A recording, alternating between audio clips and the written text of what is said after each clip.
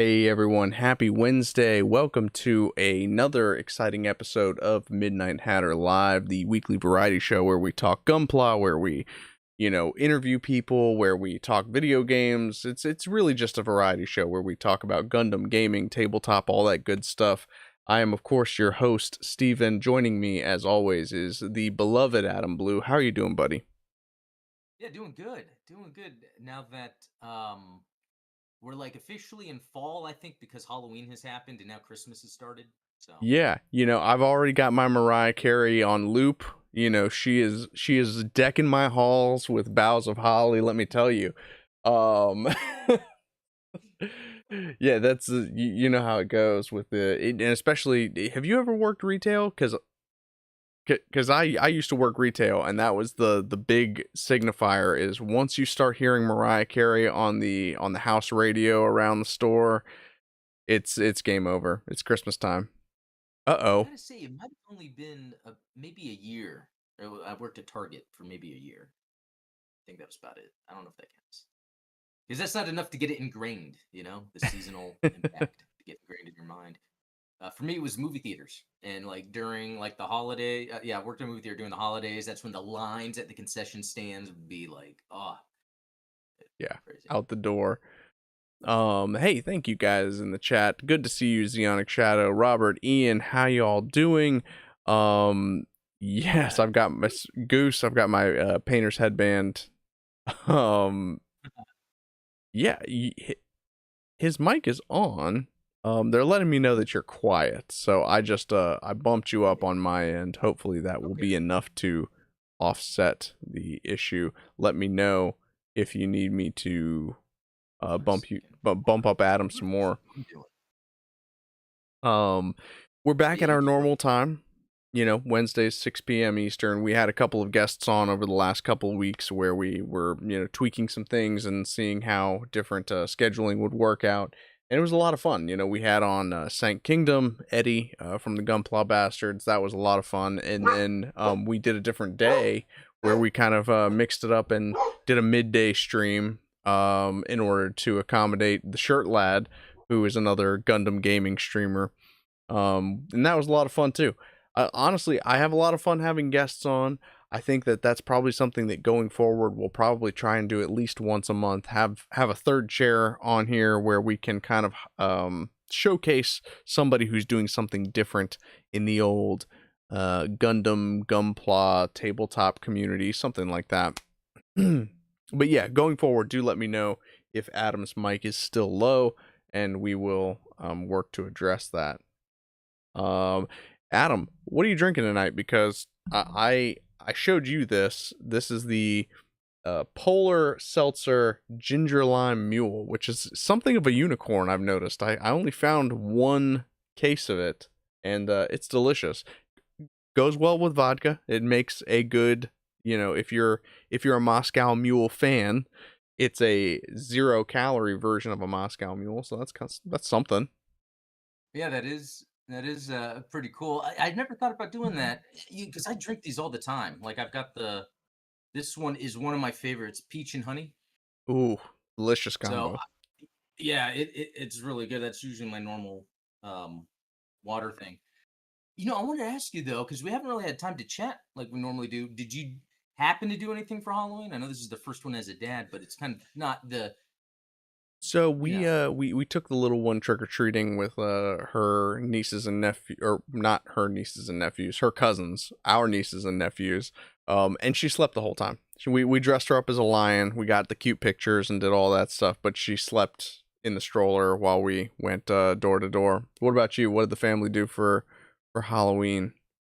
No, not too much. I had the Luke Skywalker costume thing going on. Took my son out for a little bit, but he was in a gorilla costume, and it got really hot, and he just wanted to head back. So not really much candy. Oh Yeah, yeah. everyone's still saying the mic is low, and I think that could be me. But let the show go on. I'll do some tech support in the background here. Well, I Um, just applied a little bit of a gain filter to you, so we'll see if that does a little bit more for us, and if not, we'll keep working with it. But I think that as long as people can hear you, we're in good shape. Um, yeah, but yeah, you know, First Halloween as a dad was definitely interesting. And I can't wait until she can actually enjoy the candy, because right now everyone's like throwing candy at her, and I'm like, she's 3 months old. That candy is all going to me, and I don't need it. Yeah, that doesn't make sense. But yeah, that's true. I saw this meme someone posted. It's like, Leonardo DiCaprio when he's laughing in Django Unchained, I think it is, but they like made him fat. And it said, like, kids, where are all my Reese's Pieces cups? And then me. And it shows like the fat Leonardo DiCaprio laughing.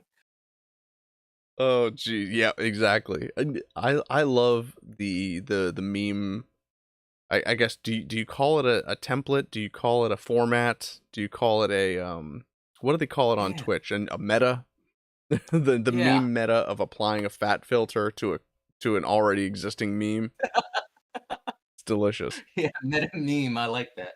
It's the meme meta. Yeah. Yeah. Yeah, that's great. Well, let's see. Tonight, what we're going to be getting into, since we don't have a third chair and we're not getting into anything too crazy, let's turn on our screen share here, and I have a high grade kit. This is the Hyakushiki with hyper mega bazooka launcher. Sorry, I thought it was a hyper bazooka launcher. Mega bazooka launcher.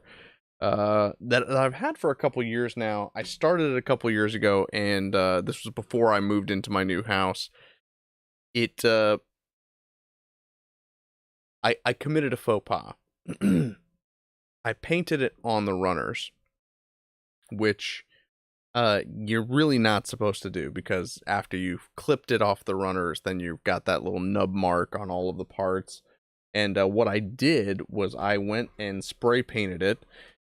If you've been following my channel and what I do frequently enough, I can't stand a chrome finish on a Hyakushiki. I think that it looks tacky and ridiculous. But the Hyakushiki Cool. Revive kit has kind of a yellow finish. It's just like a flat yellow color. The ideal finish for a Hyakushiki to me is a frosted gold finish. And so that is what I applied to these parts while they were on the runner. Looks great now, but obviously, once I clip it off, you're going to have those little nub marks. So I started building it, like I mentioned, about 2 years ago before I moved into my new house, and I never finished it because I had to pack everything up and get ready to go. So I figured if you guys are into it, we can just hang out, talk Gundam, talk Gunpla, and I will just be building this thing in the background. If not, I do have some other stuff I can share with you. For instance, for those of you who are Patreon or locals supporters, we just revealed, well, we had a poll last month that we are trying to figure out what are we going to have as the perk for our 3D print partners over on Patreon, and the overwhelming majority suggested that we go with the Ifrit Nacht, which is a favorite mobile suit of mine, by the way. And this is the pose that I used, but this is sort of a prototype version, and a version that I also decided to drill out some holes in the torso. I don't know, stepped away from my microphone here. I drilled out some holes in the torso and put some miniature magnets inside to allow the arms to move around a little bit more freely. And of course, we can always swap them out and do fun stuff with that. So we've got our two cold katanas on the Ifrit Nacht there. Oh, well, now the arms are gone. But point being, those rewards went up yesterday. I seem to have had a problem with Patreon last month where I would schedule things out in advance and then they just wouldn't publish. So, if there is any issue with that going forward, if you're like, hey, I'm, supporting at the tabletop level tier, or I'm supporting at the 3D print tier, let me know either on Patreon or in Discord, or, send me an angry email, and I will make sure to get your Patreon perks, locals perks, YouTube membership perks to you, because that is absolutely not cool. So yeah, I was very disappointed to find that the October rewards didn't go through until yesterday either. So go in there for double rewards, I guess. Technically. My So are you hearing me fine? I'm hearing you just fine. Let me Okay. see. Did you I'm kind not going to of touch anything just in case because I think I went out for a little bit there. Oh, Sorry for those that can't hear me too well. Not too sure what that is. yeah, we're still working through some different options as far as streaming goes. I think not to get too inside baseball with you, but you know, we've tried things like Discord and Google Hangouts and all that kind of stuff. We used Skype for a while. We are doing different versions of um streaming software. We might just end up on StreamYard like everybody else. But Is that what's I that? wanted to Oh, because I wanted hey, to show you this real quick. So this is actually the um Robot oh Spirits? no, Oh. actually I want that one. This is the fixed figuration. And Oh. it, it almost seems like it has that frosted kind of look you were talking about because it's not it's interesting. You said you don't like the chrome that much and thinking about it Mm. it's like the chrome looks cool in theory, but when you actually think of the mobile suit, it wouldn't necessarily reflect that, I guess. Um, Yeah. Well, I mean, it, I don't know. I guess it depends on what your interpretation of like the anti-beam coating on the mobile suit looks like. well, I mean, like it's almost like in the show, it's almost a yellow, Yeah. and so I kind of when I see the gold, it makes me think, oh, that's more of like an interpretation. Um, I wonder. Yeah, Never I really mean, thought about. it's the world may never know what the original interpretation of the artists was. And that's Yeah, why I think it's interesting that the Revive kit, almost all of the high grades up to the Revive kit were all in that chrome finish, which not only do I not like it because it looks kind of tacky to me, but all of those kits that have the metallic chrome finish, they are going to have, notched marks on them when you build them the anyway, worst of because yeah, yeah, or any little thing where you nick it or something. yeah, Yeah, it's the worst. harder to So I do have another can of gold paint that I'm going to be applying to this guy after we finish building him because I don't want to make the same mistake that I made with the previous version where I did the same thing. I painted on the runners because, that's what you do when you're young and foolish, You when I was young and was a child, I built Gunpla as a child. I chewed the pieces off of their runners as a child, but now that I'm a Did man, you I really? Is oh that man. really a thing? Well, so Just because you were younger and didn't really know? when Yeah. I was a kid, I used to just do the thing where you like just bend them off and break them off. Like I didn't have a Yeah. pair of clippers that I would actually use to build them, and yeah, I mean, you look at all of the Gundam wing kits that I built when I was 13, and they look terrible.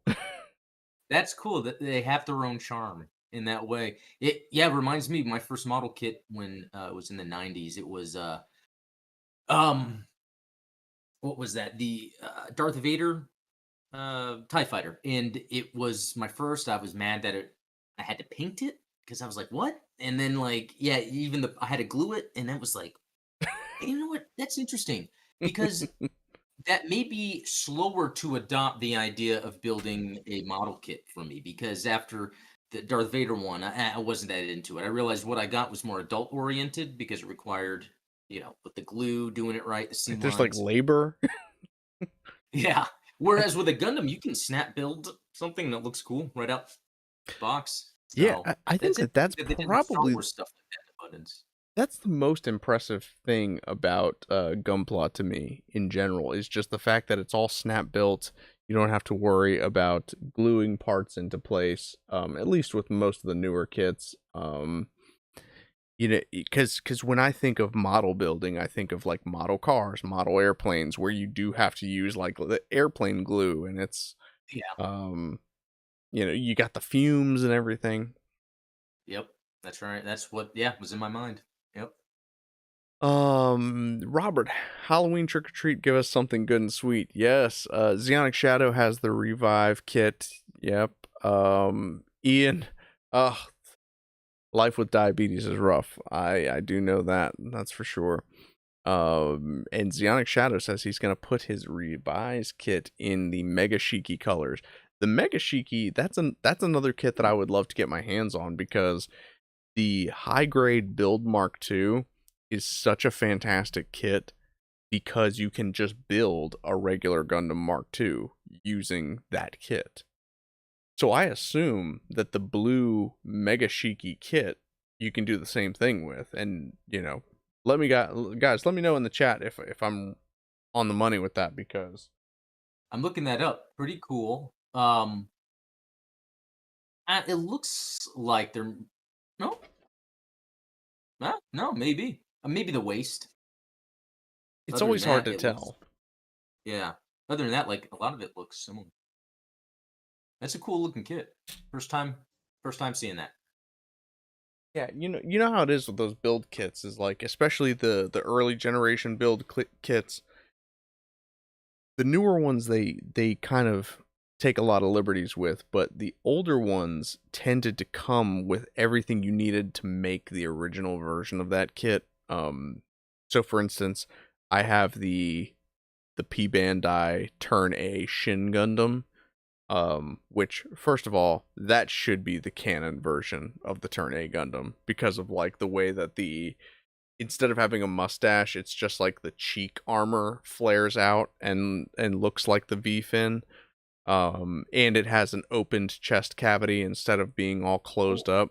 It is yeah, that looks good. real slick looking, but it comes with the regular Turn A Gundam head if you want to just build the regular Turn A. So, uh, I and like that because that's almost like it's like story building as you're building, right? yeah, Because the whole purpose of it is these people get these kits and then modify them to battle with, and so you're right. actually picking up a kit It that has those elements. it kind of I makes like you that. feel like you're part of the show, you know? Yeah. Same thing with like the GM cardigan. You have the parts to build the regular GM powered from 0083. So yeah, if the parts were available, this is what we would be doing tonight is painting this guy. This is the Dawu Gundam that I was working on. It's basically a few Zeta parts mixed with a few Bawu parts and painted in sort of a navy blue paint scheme. Wow. I'm a big fan of how the paint turned out. Unfortunately, I don't know what it is. It must have been something that I did uh with the paint thinner or something, but all of the plastic got super brittle and for some reason the backpack virtually disintegrated when I went to transform it for the first time. Oh. So Yeah, I've seen that happen. My Burning Gundam or whatever that was the Build Fighters version, like the feet, it has claws on its feet, and all I did was panel line and no, I did a gloss coat panel line and a top coat matte, and then yeah, it just disintegrated after some time. It's interesting, and it was probably a mix of Krylon for maybe the matte, and then another brand for. So I think I really need to watch out for that, especially like the type of panel lining I'm doing. yeah, And yeah. for you, was it multiple coats? It was like layers, paint. Yeah, I usually do at least two coats of paint and then I do my top coat to make sure that I protect the, first flat colors and then I go back and do the weathering and well, first I do decals, then weathering and then a top coat on top of that to kind of lock all that stuff in. But this is just the flat coat and Oh, just the flat coat. so I Okay. haven't even gotten into the decals and stuff yet, which I was really excited to do. Well, so does that mean then you're gonna have to 3D print a new backpack? And I'm No, saying it with all seriousness too, because you could just 3D print. no. I think that we are going to, as much as I love the 3D print stuff, and I do want to contribute to the 3D print Gunpla community. I do want to try and, whenever possible, stick with whatever tried and tried and true techniques are available out there to repair things. I do have all of the parts that basically make up the backpack. Um, I just need to reassemble them. And I did start hand painting some of the details on the kit already, which is what we would have been doing today if not for the damage dealt from, I guess, whatever paint thinner it is that I was using. All the pieces are showing something. Yeah. Oh, But yeah, this is the remains of the backpack. You can kind of see where the connector nails on the backpack are still intact. Connector polycap fits. oh, can't hear you that well. Oh, can't What hear was me. it? No, I couldn't hear you. Oh, sorry about that. Yeah, I mean the details of the backpack are still intact, but the you know the part where the polycap goes in and where it connects are just That's destroyed. wow. Is it just because it's thinner there? I suppose so. And that's kind of a design flaw with the Bawu in general. You Hmm. You know what, Steven, you do sound sad. I think I'm pretty sad too. know. Because that looks sick. Wait, because is this something you came up with, or does the Zawu actually exist? This was something that I came up with as a part of, and the video's still up as far as I know, on YouTube and Odyssey. If you go back into my backlog, I did a quick little deep dive into what would have happened if Camille had, as opposed to the what happened in the series of Zeta Gundam, if he had not been mentally crippled by Shirako's final attack. And, my thinking was always that he would have stayed with Char and he would have continued to kind of follow him because That ultimately Camille was a character in desperate need of parents, and Char is a character that is both in desperate need of a mother figure as well as a protege. Um, and I do believe that I saw some promo art back in the day of Camille playing that Yune role in Char's counterattack. So I was thinking to myself, what mobile suit would suit Camille? Because it wouldn't be the Yacht Doga, right?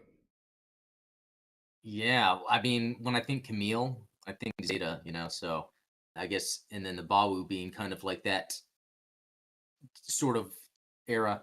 And for your video, was it the Camille joins Neo Zeon video? Yeah, that's the one. Okay. Yeah, that's right. I remember that. I'm gonna throw it in the chat for those that haven't watched it yet. It is pretty neat. Hey, cheers. Yeah, and I loved making that video. I wasn't sure how people would respond to something like that, like a fan lore video. If you guys dig that kind of stuff, let me know because I'd love to record more stuff. I have a different scenario in my head where like Sayla would have joined the Titans.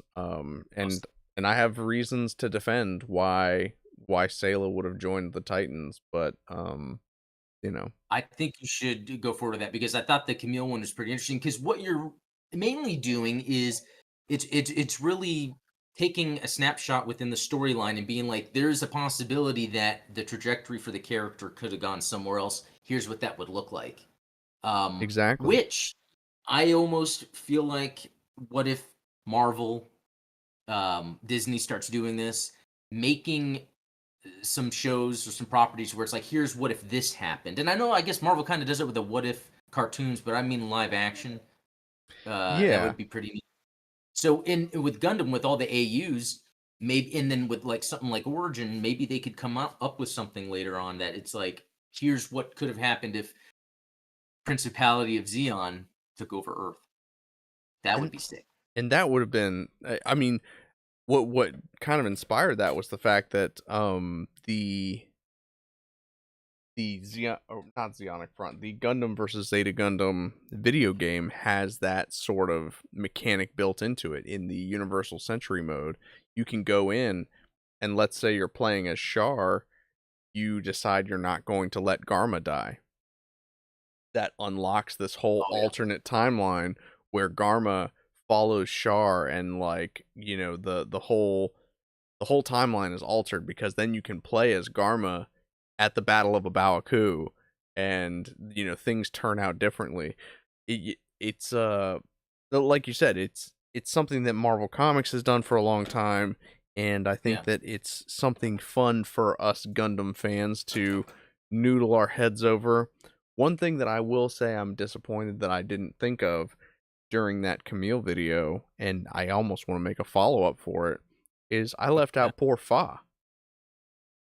Oh, I good didn't point. consider what would Fa, what role would Fa have played in I Camille's wonder if life? she would become the Haman Karn to Camille that she was to Shar, trying to pull them into wherever she is. Fa is probably trying to get him back to Ayug, or just in general, just out of fighting. Yeah, Haman wants Shar to take back his rightful place. Fa would want Camille to be back with her and away from war. That would be a good one. Yeah. Yeah, yeah, I agree. I think that Fa would be trying to get him away from Shar, and it's interesting because there's nobody that really plays that role for poor Gyune in Char's counterattack. Is Oh yeah, that guy. there's Yeah, nobody that's looking out for Gyune in Char's counterattack. Nobody is, trying to make sure that he doesn't go down the wrong path, and as a result, you know, he ends that's up. almost like negligence on Char's part, isn't that? That's very interesting. It almost goes more to the fact that he looks toward females because of that mother sort of thing he's looking for. But I love this idea with Fa because it made me think. Let's say, what is it called? The Guazan. I forget the names. The big ship, Char's big ship, The or Hamon's Rulula. whoever. Oh, yeah, okay, there we go. Relua? The I'm Well, not even gonna try, but so in Char's counterattack, it's Rayulula, and in Unicorn, it's just Rulula. And okay, so it's one of those right. pronunciation things. I'm sure the chat will correct us. I doubt it. No, I'd like to see that. No, I'm joking. Go with someone. No, but I love the idea. They're on the ship. Char and Camille are in a office meeting, and then Camille is down to do everything, but he's just like, he just wants to.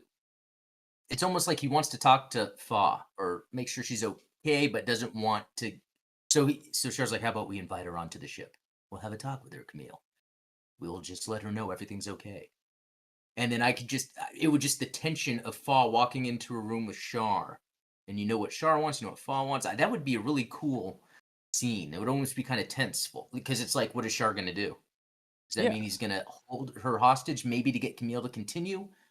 I don't know. Well, and the tension there, of course, not only from obviously, uh, not only from it being Char interrogating Fa essentially, but like Fa knew Char, she knew Yeah, Quattro.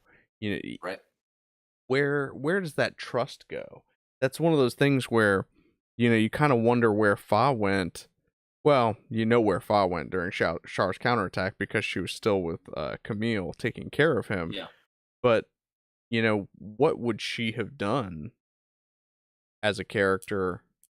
Would she have played the same role as Fraubo, where just I'm just gonna resign myself to taking care of the kids, taking care of Camille. I clearly don't have a role to play in this. I it kind of breaks my heart a little bit that Tamino basically Weirdo treated Zeta and Double Zeta like they didn't didn't exist for exist. Char's counterattack. I was just about to say that because I was like, I was like, well, when you were thinking of Char's counterattack, are you taking Zeta trilogy or Zeta series continuity? When you're thinking where Fa is, because both could be different. True. Well, I guess yeah, because then Double Zeta would happen if the series happened, which means Camille would overcome his mental breakdown, and then he would be with Fawn. They would live a normal life, where then things could happen. Um, but I guess yeah, if you think of the trilogy movies and then going into Shark's Counterattack, nothing. In fact, it's like a whole new world appears. It's like, oh, Amuro, what? It's Right.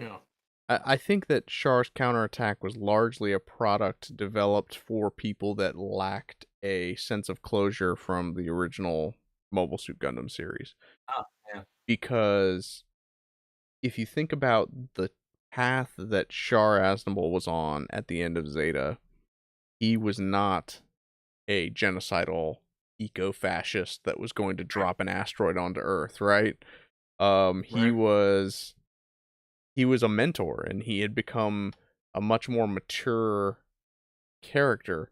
And so it's very sad to me to watch a character that was already on track to become something so much more reduced to this like cartoon mustache twirling villain. Oh, Oh yeah, Amuro, I'm doing something terribly wicked right now.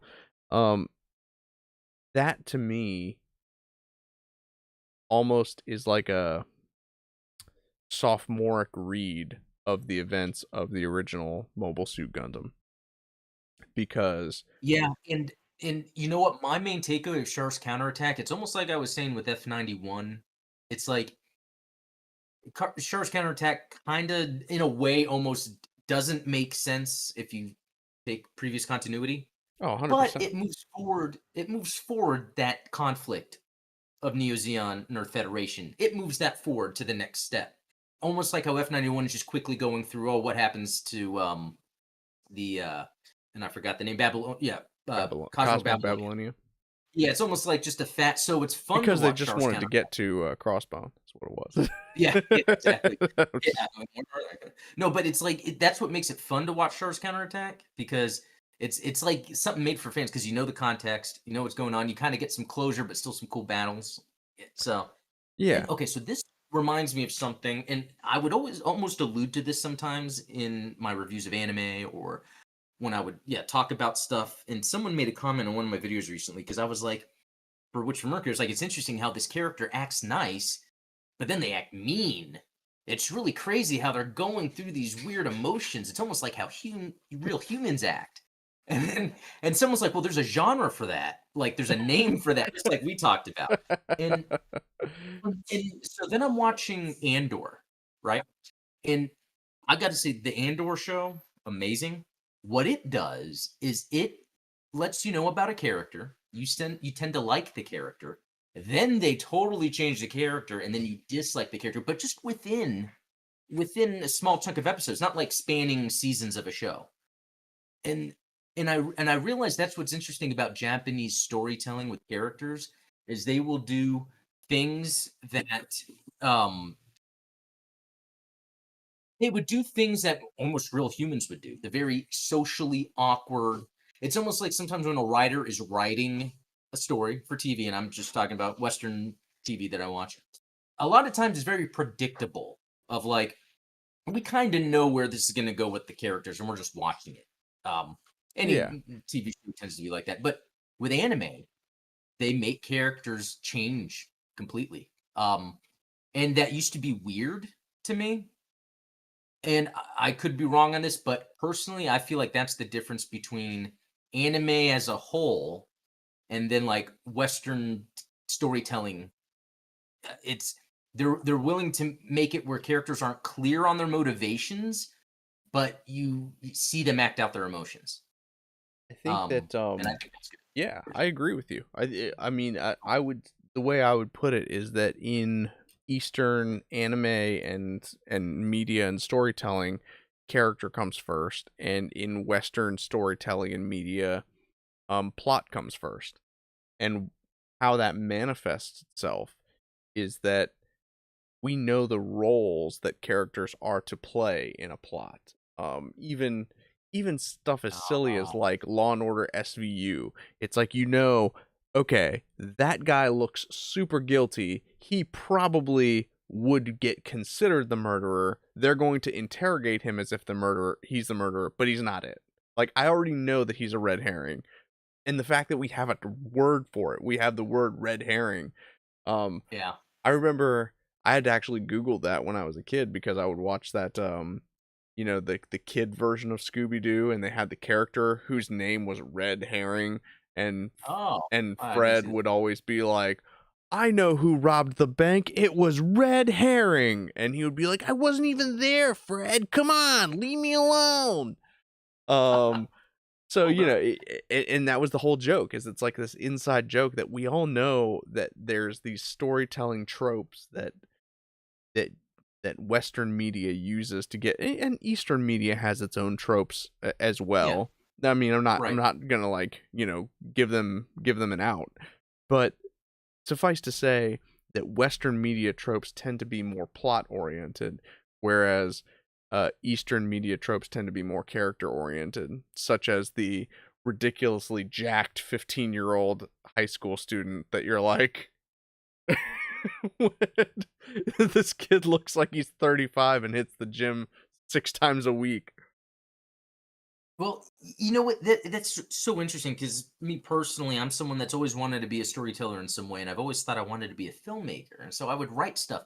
And it's almost like I would always wish someone would give me something and be like, "Hey, I want you to make this into a movie. Here's everything." I'd be like, "Great."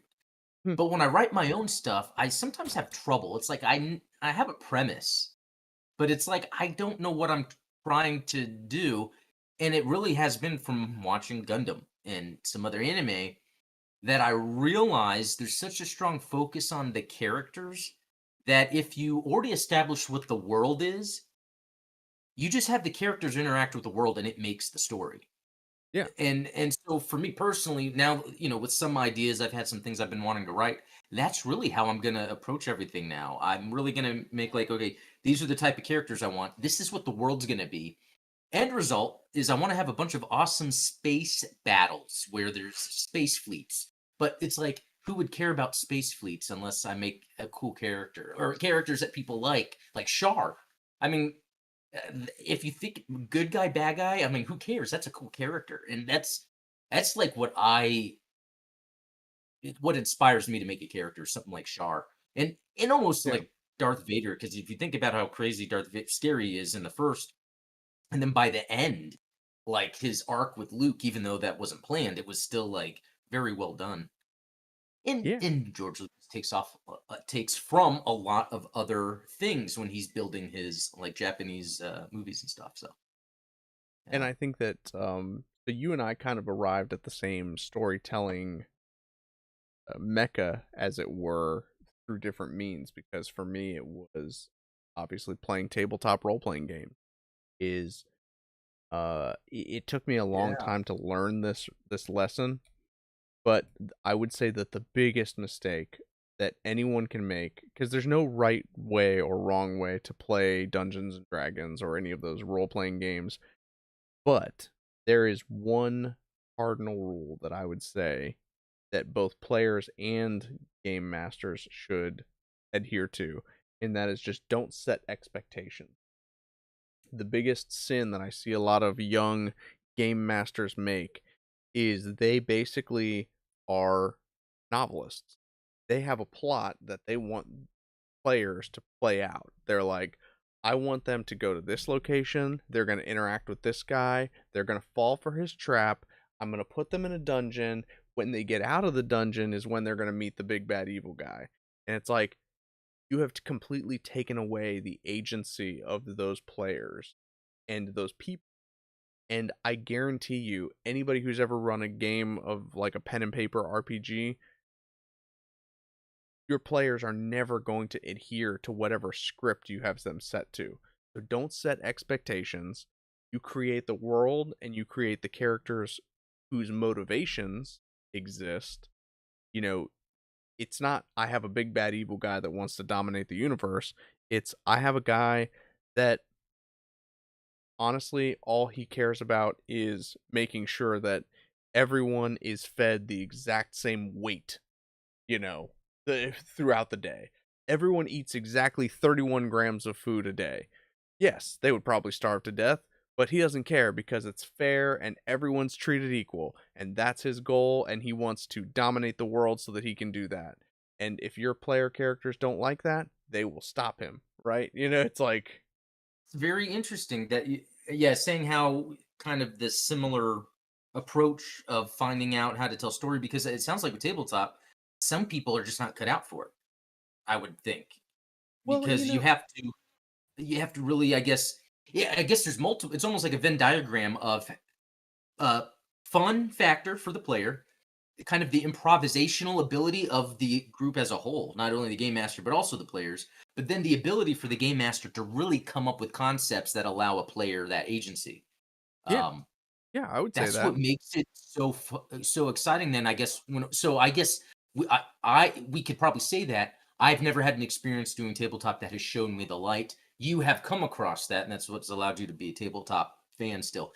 And just now with this conversation, it sounds like for someone that wants to be a storyteller, a game master might be the approach because you can tell your story, but almost collaboratively. Um, Exactly. And I like that's that. that's what That's cool. tabletop role playing is. It's collaborative storytelling. But I think that, the trap that most rookie dungeon masters fall into is that they forget that collaborative part. They're excited to tell their story, and it's like, look, if you have a story in your head that you want to play out, just go ahead and write a book or make a video Okay. game if it's important Oh yeah. for you know That's we've talked about this before, is like storytelling takes on a lot of different mediums, and there's really an advantage to video games that I think most people have not quite tapped into yet. um you know and I think that there is. I watched a video recently of someone complaining about that game, the Outer oh yeah. Wilds or Outer Worlds. Oh, there's two of them. There's Outer Wilds and Outer World. One is made. Yeah, one of them I'm is thinking kind of of Outer like a. Worlds. Okay, one is a simple game, and I think one is the big one made Yes. by the bigger company. Yeah. Yeah, the big the high dollar one, the AAA game. Um, the downside of that game is that it has all the hallmarks of a tabletop game, but it doesn't have any of the player agency in that, there's no cost or benefit to approaching a situation using your social skills versus just going in guns a blazing and solving the problem that way. Yeah. And Yeah. yeah, I think that there is. The idea is that pen and paper gives you the option of solving problems in esoteric ways that a video game might not necessarily offer you. And a lot of older video games, when they were limited by technology, they weren't beholden to things like cutscenes and voice actors and all this stuff. It's all like text based, right? If it's a text-based video game, you can have any number of options. It's totally up to you. You can have characters that say, "Oh, you tricked me into letting you into our base with just your words. Please, come on in." Or like, "Hey, if you want to get in, you're going to have to bribe me." Um I think that the problem is, as video gaming, as AAA gaming in particular, has gone more graphics heavy and more performance based, it's all about the big spectacle.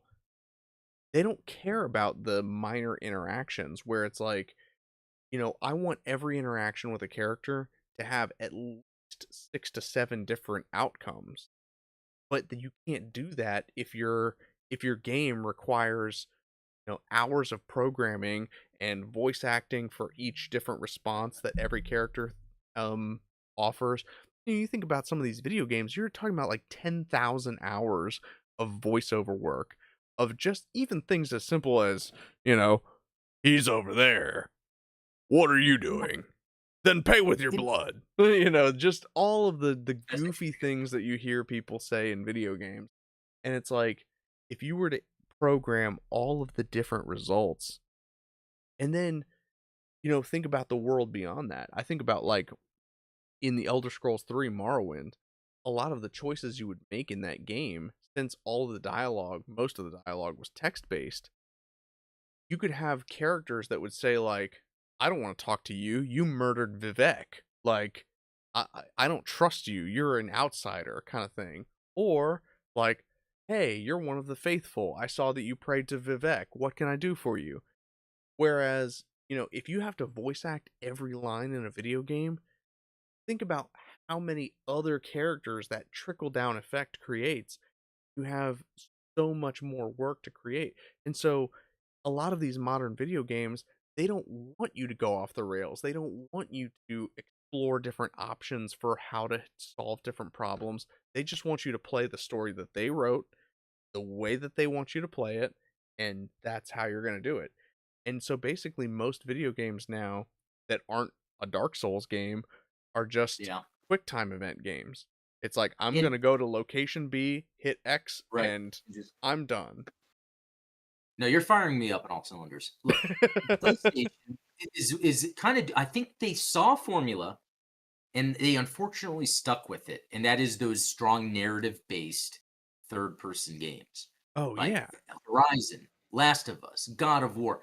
I'm a huge fan of the God of War games. But the 2018 one is very limited. It was telling me a story. I could take my time, listen to a story, but that's not what I wanted to do. I wanted to go in, do combos, juggle enemies into the air, see what I can pull out, and they changed the game. Sony is now starting to see the issue here. I don't know if you heard, they recently had a huge number of people stop subscribing or stop their subscriptions to PlayStation Plus because they're not really making sense with the 3 tiers. Yeah.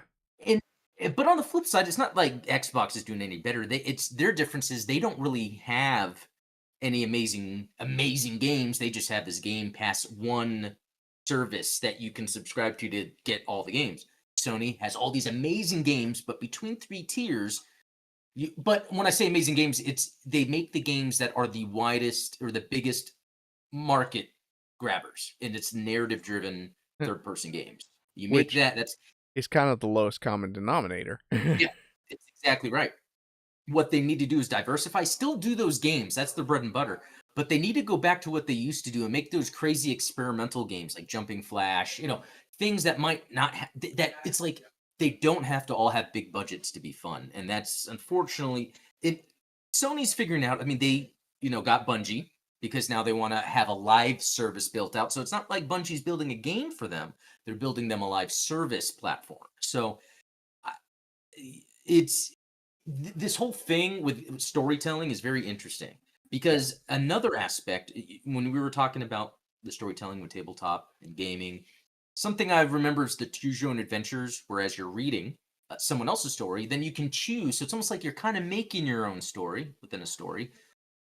The thing is, what I think could be happening in the future with storytelling is AI having a bigger role in it. Like so let's say you have these choose your own adventures, right? That you're reading. What if you can type in a prompt of what you're going to do next and the AI then comes up with the next part of the story for you based on what your prompt had in it of what your character would do. What would be even cooler if somehow that could be translated to video games. Like maybe it auto generates the next level based on choices you made and maybe something you do at the end of that level with the character. So I think there's more room for that, and we'll And I probably think see that that. I think that it's easier than people would think. I think that there's a lot of I can already hear the skeptic in my own brain where I'm like, that would never work. How are you gonna account for all these different possibilities? But ultimately, you know, AI. AI can do and it doesn't even have to be a particularly sophisticated AI because if you Right? think about it, you know, the what makes up a character in what makes an NPC in a video game is, a The series collection of of yeah, animations, a series of dialogue. responses, like all of these things can be programmed in advance and not necessarily strictly programmed. They can be just kind of generally created. They don't have to be, these kind of scripted set piece events. They can be as minor as, a line of dialogue, like you said. And obviously the technology is there for generating dialogue on the fly. That's why you have all these TikTok videos with the Yeah, robotic voice. yeah, yeah. I know that could be part of it too. Instead of hiring, I'm not saying instead of hiring, but to supplement the cost of hiring a bunch of voice actors, some of it could be AI.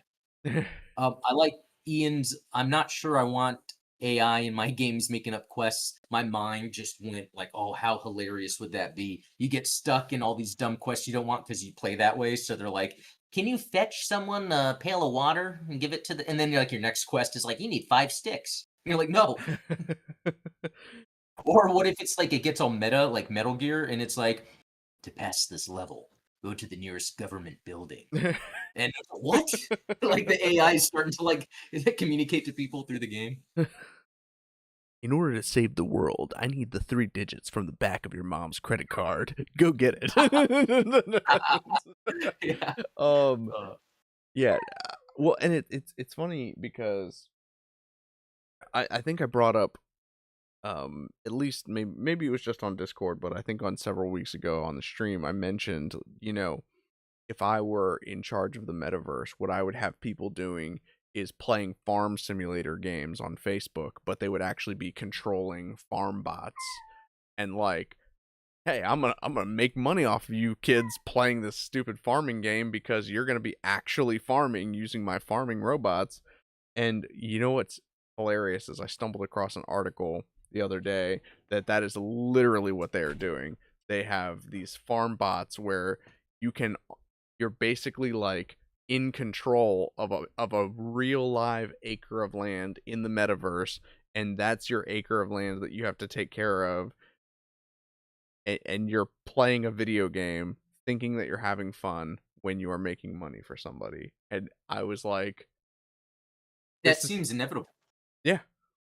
Especially if a game maybe the what you're doing, the input's not related to the output, but the game you're doing is creating calculations for specific scenarios that then that output could go to whatever is trying to get done, like maybe build a computer that can build parts. You know, like it could be something completely unrelated, but just the computing power of solving problems can like I don't know if that would be even would it be faster to have 20 people sitting at a computer of 20 4090s than just 4090s computing by itself?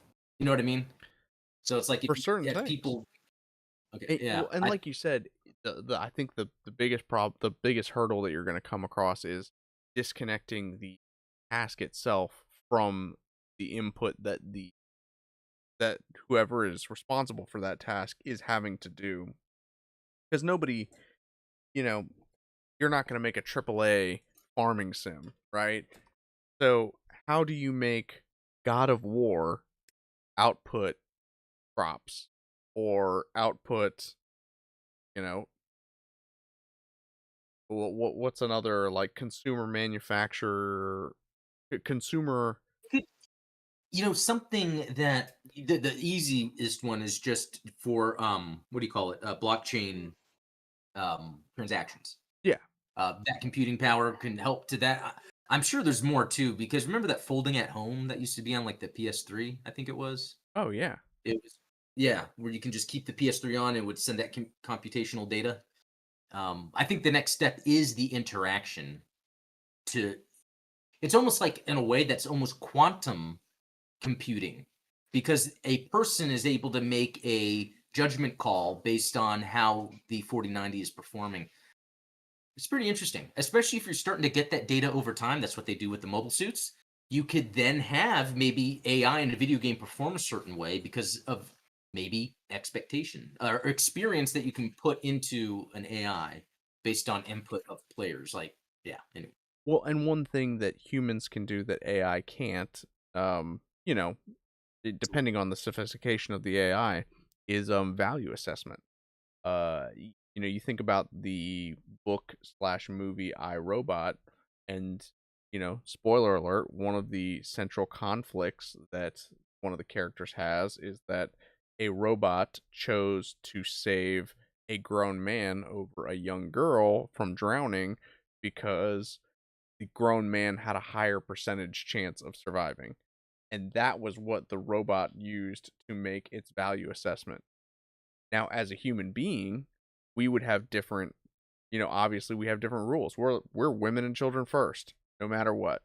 Even if there's a 30% chance that we can save the girl and a 60% chance that we can save the man, we're going to try and save the girl because that is more important to society as a whole because that, preserves our future.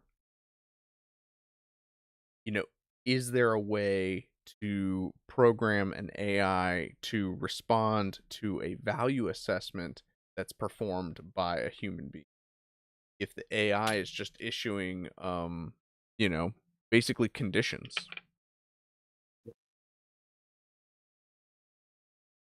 Ian says AIs can only do what they are programmed to do. If they aren't programmed to have a lot of creativity, they are not capable of coming up with sophisticated quests regardless of self-learning. Probably true. Probably very true, in fact. I would also say there are probably two different types of AI. There's something we build to work on its own, and then there's an artificial intelligence of a human consciousness. And yeah, the artificial human consciousness is we're probably not going to get there ever. I bet by the time we figure that out, we'll actually be an essence of the void. But until then, we're just going to build specific AIs, I think. Yeah. And I mean, AI is one of those terms that's kind of become bastardized and turned into something that it's not because Yeah. most AI is really just an algorithm, it's a series of if-then statements, which I'm not, saying that algorithms are good and algorithms are useful. And in fact, one of the ideas that I had for my video game was an algorithm that basically generated quests based around the conditions that exist in the game and utilizing things like various factions and which territories in the game different factions controlled. It would say, okay, well, this territory has been controlled by this fact. Like maybe this, if we're speaking in terms of like a fantasy video game, this town has been Yeah. under control of these bandits for, 6 hours in real time, 6 months in game time. So the Imperial Watch has issued a quest to, liberate this town on behalf of the Watch. And then this is where it gets really complicated is that every quest has a counter quest. And that's where the PvP aspect of the video game would kick in is if the Imperial Watch issues a quest to go and liberate this town from bandit control, then the bandits themselves would issue a call for mercenaries to help protect that outpost. And so then you get players that accept the Imperial quest, you get players that accept the bandit quest, and then whatever happens, happens. Now, I think that I like that. ultimately it would probably get boring over time because, you know, how many raids can you possibly do and then kind of get bored of it? Um, and then of course, like, you have this overworld map where you're like, okay, well, we've got these different factions, we've got the Imperials, we've got, this theocracy, we've got this republic, we've got these bandits, and they're all kind of jostling for position. So what the algorithm would basically do is basically playing referee. It's saying if I see one faction is overwhelming other territories and is becoming dominant, I'm going to intercede on behalf of every other faction and offer more quests to back some of that territory. There's How something there. what's that? There's something there. Like I feel like that would be the net like open world like Fortnite like where you land and it's almost like it's a server that's just perpetual. And at Yeah. specific times, quests would come up. But depending on the side you're on, or depending on what you choose, it could be a different quest. And then it could be like, for that server, it says like, oh, this side has most of our yeah. Like if it's two sides, it could be it's more this, more that. So you can go in a server if you want to be blue team, you can go in a server that's mainly red, has been winning and try to take it back. Like grab some friends, go in there, start doing the quest to take it back, and the server would just be ongoing of this open world. Yeah, I tell you, so many video game ideas. They could just hire us, you and I, and I'm we could telling you. make so many games. Yeah, and that's just one of the crazier ideas that I have. And like I said, some of these ideas are definitely never going to come to fruition. Oh, am I out of my mind? Okay, no, that's right. I was looking around because I thought that the shoulder on the right arm was navy blue, but then the shoulder on the left arm was going to turn out to be black, and I thought that that was a weird choice. But it wouldn't surprise me with Bandai because the Johnny Ridden high mobility Zaku, the high grade Johnny Ridden high mobility Zaku 2 comes with different colored hands, and it is the most infuriating thing that I've ever come across in any Gunpla ever. More than the real grade Zeta Gundam. Let me put it that way. The real grade That is Zeta Gundam is dog shit, and this makes me more mad than that because one hand is gray and the other hand is black, just because they okay. come Yeah, on that different is. sprues. Yeah, that's weird. That's one of those things where they're just saving money. Like the um that beggar bow Gundam I built just recently, the Witch Mercury. Yes, After looking at the artwork in the manual, I realized it's a completely different shade of purple that it shipped as than what is in the artwork. And I was like, oh, that's interesting. Because if someone's really into this, they would make sure they painted it. that's what Like, I feel about the Ifrit Noct. Um, yeah, I'll pop it on Bandai high grade Ifrit Noct. In all of the promotional artwork and photos, it looks like it's like two very distinct shades of purple, but in actuality, it's almost all the same color. So you almost have to paint this guy in order to get exact color scheme right. Um, Makes me sad, but you know how Bandai does.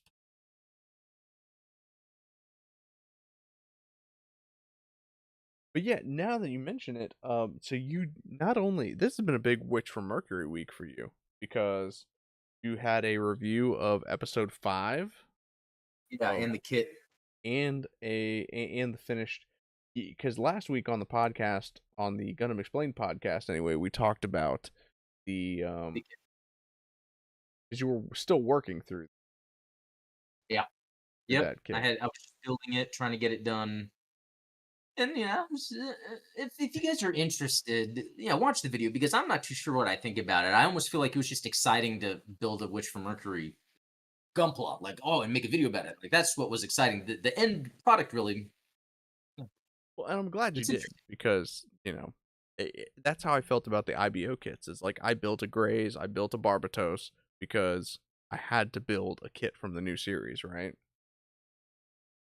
Okay, so yeah, you weren't too crazy about those then. I It was mean, the just to Grays is check pretty it out. sweet, Yeah, but sometimes it takes that building, figure it out. but yeah, I didn't even Yeah. realize we've already been going an hour, and all I did was build an arm. That's what happens when we talk. Like, I actually have a kit right here to work on. I did not even touch it. I saw you cracking it out of the box, and I was like, dude, fire it up, let's go. I Um, know. I was just like talking. but no, I'm not gonna hold everybody late on another fine Wednesday night. Um, you know, I'm gonna continue tinkering away on this, and of course, I am gonna repaint it because, as I will say, one of the things that I noticed about this, that on these kits where you have the chrome finish, screws go on the inside of the part themselves. So Right. typically, where most parts would have like a sprue that comes out like this, these parts have a sprue that comes in like this so that you can cut it off and it's not exposed. But Yeah. it still gets exposed because that paint chips like nobody's business. Oh yeah. Yeah. Well, But but good yeah, times. I would advise everyone go check out Adam's review of episode 5 of Witch from Mercury. I'm still I still haven't even watched episode 4.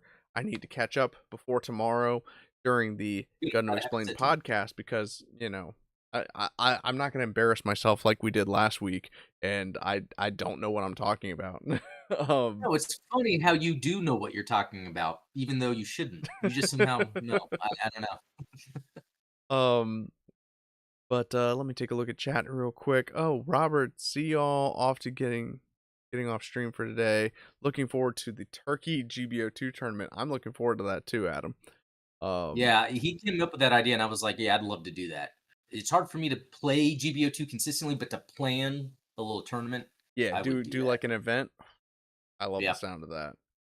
yeah. But yeah, no, thank you guys so much for tuning in chat. This was just kind of like a chill building stream because obviously I don't have anything super exciting going on yet. Hopefully next week I'll have some stuff to announce to you I'm sure guys. you We'll have see. many exciting things people are anticipating, including myself. So Yeah, lots more to come there are for some sure. things in the hopper for sure, and I'm excited to share them. I'm not going to I'm not going to, release the hounds just yet because I've made that mistake in the past. I've gotten people excited about things that didn't come to fruition. So, that said, again, thank you guys for hanging out with us, and do check out Adam's videos down in the links below. Check us out tomorrow, 8:30 p.m. Eastern, 7:30 p.m. Central for the Gundam Explained podcast, where we are going to be talking about a little Witch from Mercury, and this time I will have watched it so that I know what I'm talking about. Um, is there anything I'm forgetting? I feel like I'm forgetting something. Oh, this was a nice, chill stream. I think it was very easy going. I think that's why it feels like we're forgetting something. But no, it was fun talking with everyone. I love everyone in the chat, and we get to hang out and stuff. So Hey, yeah, sometimes you just got to relax and chew the plastic. yeah, Um, that's right. Adam, thank you so much, as always, for joining me. And I will talk to you, of course, tomorrow. Catch you all Yep. next week. Everyone, be good. Enjoy your evening. Enjoy the rest of your week. I will catch you all later. Cheers. See you.